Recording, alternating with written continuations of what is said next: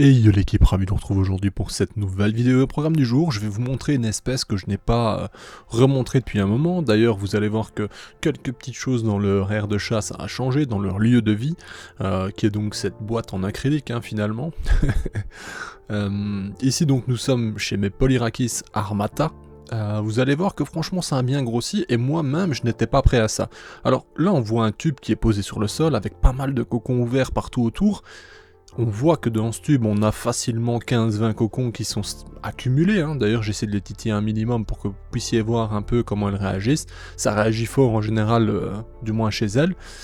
Mais moi, avant même de disposer ce tube dans le fond de cette aire de chasse, je n'avais pas idée de la population que j'avais réellement chez mes armatas.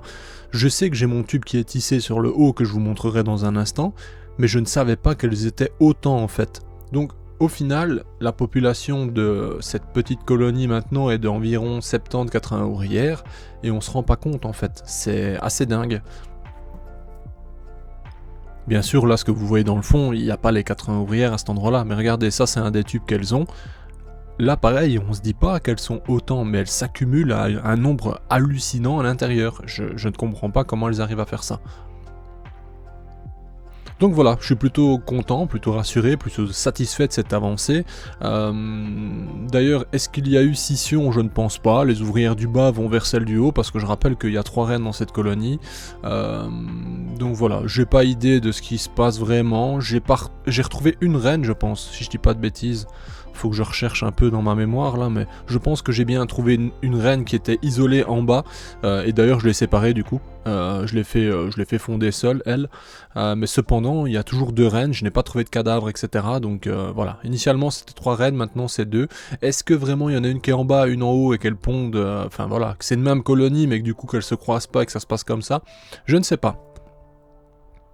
Comme je le disais, c'est un peu flou, c'est une espèce qui est décrite monogyne. Moi, les informations que j'avais eues d'un Thaïlandais, il me disait que parfois ça arrivait qu'il trouvait justement des colonies avec plusieurs reines. Est-ce que ces reines sont toutes fécondées, etc. Franchement, je ne sais pas, donc c'est un peu le flou. Voilà, je sais que ça fonde par contre en pléométrose, ça c'est une certitude, donc la pléométrose je rappelle, c'est le fait que plusieurs reines se rassemblent pour passer le stade de fondation. Après cette fondation, certaines qui sont monogynes, mais du coup il va y avoir un sacrifice fait par les ouvrières pour, je vais dire un peu, élire la meilleure des reines et la garder en vie. Certaines sont parfaitement polygynes, je rappelle que c'est tout simplement le fait que plusieurs reines vivent ensemble et pondent ensemble en même temps, etc. Enfin pas spécialement en même temps, mais que tout le monde pond. Après il y a aussi l'oligogénie, et là c'est encore un autre système où c'est des reines qui sont qui en gros se tolèrent un peu comme dans le cas ici. Par exemple voilà, si j'ai une reine qui est dans ce tube là et une reine qui est dans le fond, eh ben ça on va appeler ça une oligogénie. Alors attention, je ne dis pas que Polyrachis armata c'est oligogène, pas du tout, mais j'explique un peu pour que vous compreniez.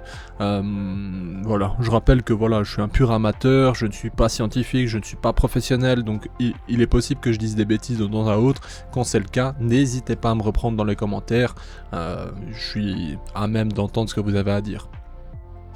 Mais bon voilà, c'est un petit rappel, un petit truc cool quoi. On peut voir, Polyrachis armata, moi je pense que, enfin en tout cas, de mon propre goût, c'est clairement l'une des plus belles. Elle a un style vraiment atypique, certes c'est noir au final, c'est noir mat, mais qu'est-ce que c'est beau. C'est quand même une espèce qui est agressive dans le sens où elles sont assez territoriales. Lorsque je nourris avec la protéine notamment, elles sortent en grand nombre. En autre temps c'est très discret dans ce stade, donc voilà. J'imagine que plus tard ça sera nettement plus actif, mais pour l'instant c'est vrai que c'est assez discret. C'est d'ailleurs pour ça que je n'avais pas idée de la population. Depuis que j'ai ma petite fondation colonie, j'ai peut-être retrouvé 3-4 cadavres de fourmis mortes de chez elles, donc je n'avais pas vraiment idée de comment ça se déroulait, comment allait la population vraiment au final, mais c'est une agréable surprise, ça évolue plutôt bien, sachant que je ne les chauffe pas à outrance, elles sont vraiment, elles sont plus souvent à 22-24 degrés qu'autre chose, donc c'est pas, voilà, je pourrais facilement les pousser à 26, je pense que ça leur plairait, mais bon.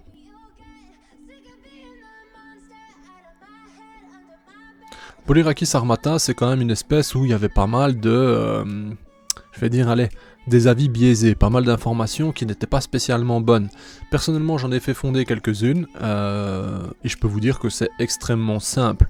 Je rappelle une anecdote qui m'avait valu d'ailleurs une énorme critique sur internet à une certaine époque, d'une personne au final dont je ne vais pas mal parler, mais qu'au final, voilà, je pense qu'il peut se rendre compte du fait qu'il était vraiment stupide, bref, qui m'avait sorti tout un cinéma comme quoi à la fondation, chez Armata, il fallait absolument une aire de chasse de 40 cm, enfin bref, tout un cinéma pas possible, qui n'avait aucun sens, mais d'autres personnes avaient pris également ces avis, enfin bref, j'avais pris une sauce, je peux le dire, sur des hypothèses, sur des spéculations, sur au final des mots qui étaient un non-sens total, quoi.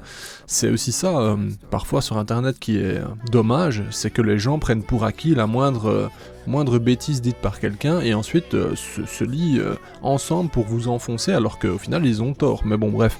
Et du coup, c'est ça l'anecdote, c'est qu'à l'époque, on m'avait limite incriminé en disant que c'était de ma faute que je n'avais pas réussi ma fondation, or que j'avais juste une reine qui n'était pas fertile, tout simplement. Mais bon, vous savez, internet, quand on commence à s'exposer, qu'on est prêt à faire du contenu pour les gens, divertissement, etc., il faut aussi être prêt à, malheureusement, prendre un peu de haine gratuite, de méchanceté gratuite, et c'est malheureusement comme ça qu'internet devient...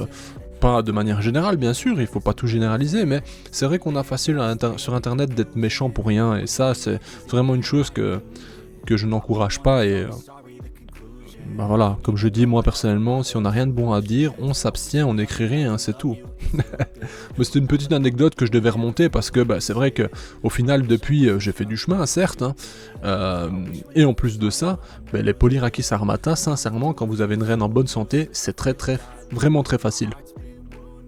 Nourrissage tous les 2-3 jours environ, enfin du moins c'est comme ça que j'ai procédé, ça se trouve toutes les semaines ça suffit, je ne sais pas, mais en tout cas tous les 2-3 jours un nourrissage, soit de liquide sucré, soit de la protéine, ça marchait bien. J'ai fait fonder en pléométro, j'ai fait fonder Rensol, ça marche du tonnerre. Donc voilà, c'est un petit retour, comme je le dis, je ne suis pas pro, donc vraiment prenez ça avec des pincettes, vous avez peut-être des avis différents, vous avez peut-être une méthode différente, et il y a forcément des possibilités à envisager, il y a forcément plus facile j'imagine, ou j'en sais rien, mais bref. Au final, ce setup qui nous vient d'Ant Farm Supply, parce que oui, je le cite tout de même, c'est son setup à l'époque, il me l'avait envoyé pour moi le découvrir, ça fonctionne, pour tout ce qui est Tisserand, pour tout ce qui est Eucophila, Polyrakis, etc. C'est plutôt bien, ça fonctionne bien. Après voilà, c'est un rectangle en acrylique avec une base, je vais dire un peu sableuse.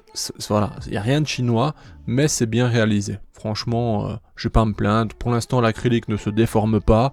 Quand les choses sont bien, il faut le dire. Donc pour moi, ce setup est validé, bien qu'il devrait être délivré avec plus d'articles initialement. J'entends par là une plateforme supplémentaire, des porte-tubes supplémentaires, ça c'est hyper important, parce qu'actuellement quand vous le vendez, il n'y en a qu'un seul, mais un seul ça ne suffit pas. Vraiment, vous êtes vite dépassé. Donc voilà, pour moi c'est deux détails, vous pouvez les acheter en plus, mais vu le prix du kit en soi, j'estime que une petite impression d'eau en plus, ça serait pas mal quand même. Enfin voilà. Après, ce n'est que mon humble avis, je ne suis pas derrière pour constater les finances, je ne sais pas ce que ça coûte exactement, enfin voilà. Donc c'est vraiment qu'un avis pas spécialement des plus positifs en soi, c'est un retour, à vous de juger si vous êtes du même avis ou non, quoi. Mais sinon, je valide le produit, j'en ai 3 à la maison d'ailleurs, j'en avais acheté 2 par la suite. Je les ai achetés via mon pote en Belgique justement qui était mis à un moment...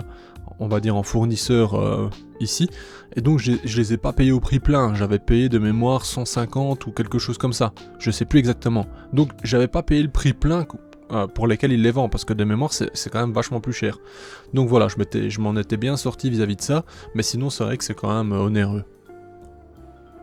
Mais bon, si on veut jouer là-dessus, on peut comparer avec d'autres boutiques et il y a bien plus cher ailleurs, bien entendu, et ça comme je dis, chacun est libre de mettre le prix qu'il souhaite, peu importe. Vous vous régalez, voilà, personne n'a rien à dire, ça vous regarde vous. En tout cas, Polyrakis armata, magnifique, vraiment, je suis extrêmement fan, ça ne change pas, j'apprécie. En termes d'observation actuellement, c'est pas ce qu'il y a de plus fou, je vais être franc avec vous. Dans mon setup, c'est pas qu'elle me régale à les observer, il y a pas grand chose qui se passe, donc quand j'en croise une ou deux, j'apprécie le moment, mais sinon c'est vrai que c'est pas la formule que je vous recommanderais pour l'observation immédiate. À moins d'une année en tout cas, c'est pas des plus intéressants. Ici j'ai tapé un tout petit peu sur le tube pour que vous puissiez voir, vous voyez tout ce qui sort et il y en a encore une tonne à l'intérieur quoi. C'est assez génial, mais malheureusement si je les titille pas, vous ne le voyez pas. Bon, après, on va essayer de leur fournir des matériaux différents pour les inciter à tisser une partie. Hein. Ce que je vais faire, c'est que je vais certainement leur mettre une boule en rotin. Je vais essayer de leur mettre des feuilles aussi, hein, des feuilles mortes, pour qu'elles puissent en bénéficier et tisser. Comment ça va se passer, je n'ai pas idée. On verra. Hein. De toute façon, je suis pas pressé. Maintenant qu'elles commencent à être un bon nombre, ça va être intéressant. Généralement, comme vous le voyez, elles tissent les tubes. Hein. Au moins 60%, 70% du tube est tissé. La sortie est réduite également. C'est plein de petits détails intéressants, mais bon. Affaire à suivre. J'ai hâte de voir l'année prochaine. On va certainement doubler, tripler la population hein, en continuant avec un nourrissage simple, un nourrissage classique comme je vous ai déjà montré, que ce soit protéines ou liquide, je varie. La colonie, j'estime qu'elle n'est pas encore suffisamment grande pour donner les deux éléments en même temps. Ça, vous êtes totalement libre de le faire. Hein. Il n'y a aucun problème avec ça. C'est juste que, moi, c'est plus facile pour moi. Et par exemple, tous les 2 jours ou 3 jours, je nourris tout en liquide sucré. Et tous les 2-3 jours après, je nourris tout en protéines. Et vice versa. Il y a vraiment que mes colonies où j'ai plus de 500 ouvrières, voire 1000, etc. que là je nourris constamment avec les deux et que je nourris voire tous les jours, enfin tous les jours ou tous les 2 jours. Mais sinon tout ce qui est fondation en dessous des 500 ouvrières, généralement avec ce système de nourrissage, c'est déjà assez bien, j'ai envie de dire. Je rappelle quand même que nourrir toutes mes espèces me prend environ 2-3 heures tous les 2-3 jours, donc c'est quand même un sacré taf. Bien entendu, ça me plaît, je ne me plains pas du tout, hein, mais c'est pour vous dire que voilà, vous n'êtes pas limité dans le nombre d'espèces que vous prenez, mais pensez-y, ça peut devenir très rapidement une contrainte. Donc voilà, faut faire attention, n'achetez pas à outrance, voilà, soyez responsable en soi. J'essaie pas de vous faire la morale loin de là, hein, mais je me dis que c'est toujours bien des petits rappels à la réalité que ça peut devenir quand même compliqué par la suite. Et je suis pas l'exemple parfait pour vous dire de vous limiter, hein, parce que justement je vous montre le contraire, j'en suis parfaitement conscient. Mais sincèrement entre nous, je n'aurais pas cette chaîne YouTube, je n'aurais pas autant d'espèces, très clairement. Je me serais limité à bien plus. Enfin voilà, on est sur la fin de cette vidéo. Comme d'habitude, je pars dans tous les sens, je parle de tout et de rien. J'espère que vous avez passé un bon moment en ma compagnie. Si vous appréciez les vidéos, le format, etc., le meilleur soutien, vous le savez, c'est de liker, commenter, partager. C'est vraiment ce qui peut m'aider le maximum. Et d'ailleurs, en ce moment, la visibilité est au minimum. Vraiment, YouTube me met plus du tout en avant, donc voilà. J'espère que ça va aller mieux. Et sur ce, je vous dis à bientôt l'équipe. Bye.